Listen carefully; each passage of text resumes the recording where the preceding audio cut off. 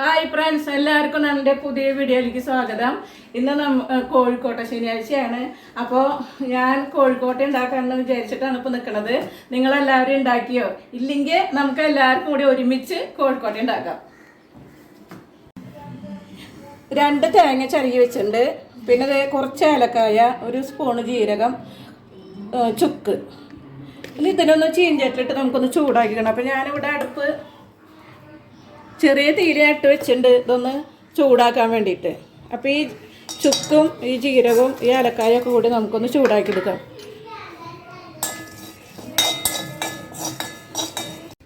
അപ്പോൾ നമ്മൾ ചൂടാക്കിയെടുത്ത ചുക്കും ജീരകവും ഏലക്കയും അമ്മിക്കല്ലുമ്പിട്ട് പൊടിക്കുന്നുണ്ട്. അത് വേഗം പൊടിയാൻ വേണ്ടി ഞാൻ കുറച്ച് പഞ്ചസാരയിലിട്ടുണ്ട്. അപ്പോൾ നമ്മുടെ ചുക്കും ജീരകത്തൊക്കെ പൊടിച്ച് കഴിഞ്ഞു. പിന്നെ നമ്മളിത് ഒരു ചട്ടി ചൂടാക്കാനായിട്ട് ഇത് വിളയ്ക്കാനായിട്ട് അടുപ്പത്ത് വെച്ചിട്ടുണ്ട്. അപ്പോൾ ശർക്കര ഞാൻ ഒരു 3/4 കിലോ ഉരുക്കി അരിച്ചെടുത്തിട്ടുണ്ട്. ഇനി ഇതിലേക്ക് ഇവിടെ തേങ്ങയും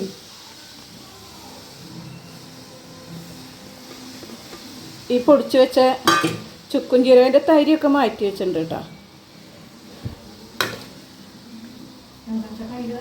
ഈ പൊടിച്ച് വെച്ച ചുക്കും ജീരക ഏലക്കായും ഇതിലിട്ട് കൊടുത്തിട്ടുണ്ട് കേട്ടോ. നമുക്കിതിനെ ഇളക്കി ഒന്ന് മിക്സ് ചെയ്തെടുക്കാം.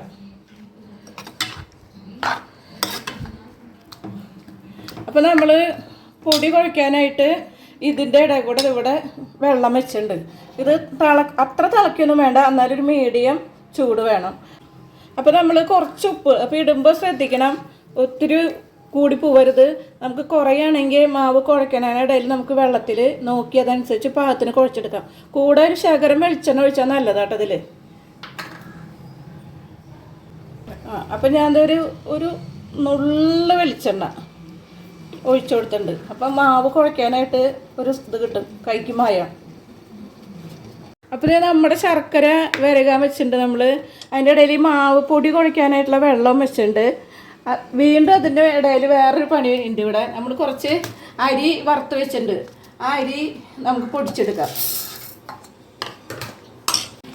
നമ്മുടെ തേങ്ങ വരികയിൽ വെള്ളം കുറച്ച് വറ്റിൻ്റെ ഇനി നമുക്ക് ഇതിലേക്ക് നമ്മൾ വറുത്ത് പൊടിച്ച് വെച്ച ആ അരിപ്പൊടിയിലിട്ട് ഇളക്കിയെടുക്കാം. നമ്മുടെ തേങ്ങ വിളച്ച് കഴിഞ്ഞു, വെള്ളമൊക്കെ വറ്റിയിട്ടുണ്ട്. ഇനി നമുക്കിതിനെ ഇറക്കി വെച്ചിട്ട് മാവ് കുഴച്ചെടുക്കാം. തീ ഓഫാക്കട്ടെ കേട്ടോ. അപ്പോൾ നമ്മുടെ പൊടി 1 കിലോ പൊടിയുണ്ട്. അത് നമ്മൾ അരിച്ച് ഇതിൽ വെച്ചിട്ടുണ്ട്. പിന്നെ നമ്മൾ വെള്ളം തിളപ്പിക്കാൻ വെച്ചിട്ടുണ്ടായിരുന്നു പറഞ്ഞില്ലേ, ചൂടാക്കി നന്നായി ചൂടായിട്ടുണ്ട്. അപ്പോൾ ഉപ്പ് ഇട്ടിട്ടുണ്ട് ഇതിൽ. ഉപ്പ് നമ്മൾ നോക്കിയിട്ട് വേണം, പൊടിയേക്കാൾ ഒരു കൂടുതൽ ഉപ്പ് ഇതിൽ നിൽക്കണം, എന്നാലാണ് പൊടിയിലേക്ക് കറക്റ്റ് ആവുള്ളൂ. പക്ഷേ ഇത് മുഴുവനാണ് ഒഴിക്കാനല്ല, നമുക്ക് ഇത് നോക്കി കുറേശ്ശെ ഒഴിക്കാനാണ്. വെള്ളത്തിൻ്റെ ഇടയിൽ സൈഡിൽ കുറച്ച് വെള്ളം വേറെ ചൂടാക്കാൻ വെച്ചിട്ടുണ്ട് ഞാൻ. ഇത് മുഴുവൻ ചിലപ്പോൾ ഒഴിച്ചാൽ ഉപ്പ് കൂടുമോയെന്ന് അറിയില്ലല്ലോ, അത് കാരണം. അപ്പം നമ്മുടെ മാവ് ചൂടുവെള്ളത്തിൽ ഇങ്ങനെ മൊത്തം മിക്സ് ചെയ്തിട്ടുണ്ട്. ഇനി നമുക്ക് കൈ കൊണ്ട് കൂട്ടിക്കുഴച്ച് എടുക്കാം.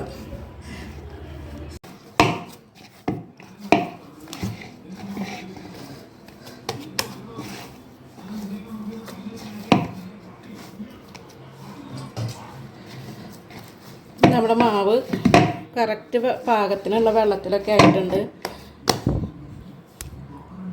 ഉപ്പും കറക്റ്റായിട്ടുണ്ട്. ഉപ്പ് നമ്മൾ ശ്രദ്ധിക്കണം. ഞാൻ ഇഡ്ഡലി ചെമ്പിൽ വെള്ളമൊക്കെ വെച്ചിട്ടുണ്ട്. ഇനി നമുക്ക് ഇത് തിളയ്ക്കണ നേരം കൊണ്ട് മാവ് ഉരുട്ടിയെടുക്കാം.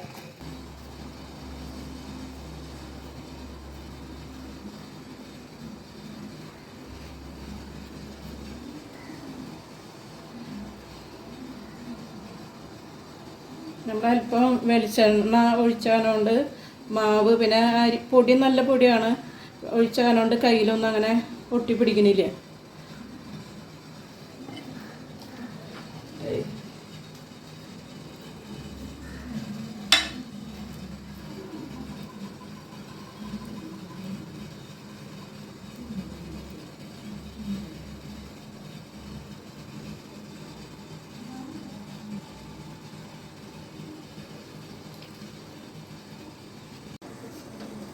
അപ്പോൾ നമ്മുടെ ഉണ്ട നമ്മൾ കുറച്ച് ഉരുട്ടി വെച്ചിട്ടുണ്ട്. കുറച്ചുകൂടി നമുക്ക് വെക്കാണ്ട് ഉരുട്ടാണ്ട്. അപ്പോൾ നമ്മുടെ ഇഡ്ഡലി ചെമ്പിൽ വെച്ച് വെള്ളം തിളച്ചു നമ്മുടെ. അപ്പോൾ നമുക്കിത് അരിക്ക് വെക്കാന്ന് വെച്ചിട്ടാണ്. തുള്ളി വെളിച്ചെണ്ണ ഒന്ന് തൂവുണ്ട് കേട്ടോ. ഒട്ടി എണ്ണിരിക്കുക. ചില ഉണ്ടൊക്കെ വലിപ്പ വ്യത്യാസമുണ്ട്.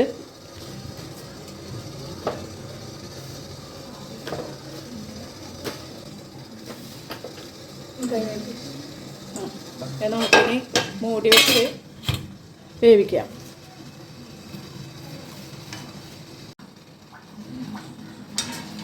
നമുക്ക് ഇവിടെ ഇഡ്ഡലി ചെമ്പൊന്ന് തുറന്ന് നോക്കാം.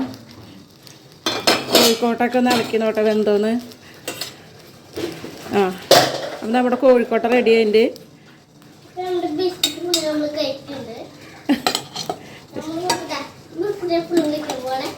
ബിസ്ക്കറ്റ് എപ്പോഴും.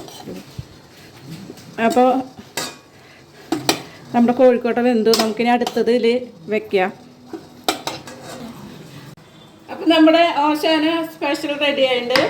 എല്ലാവർക്കും ഓശാനയുടെ വക ഓശാന ആശംസകൾ. ഇപ്പം ഞാൻ ഒരെണ്ണം പൊട്ടിച്ച് കഴിക്കുന്നുണ്ട്. നല്ല മധുരമുണ്ട്, നല്ല ടേസ്റ്റ് ആയിട്ടുണ്ട്.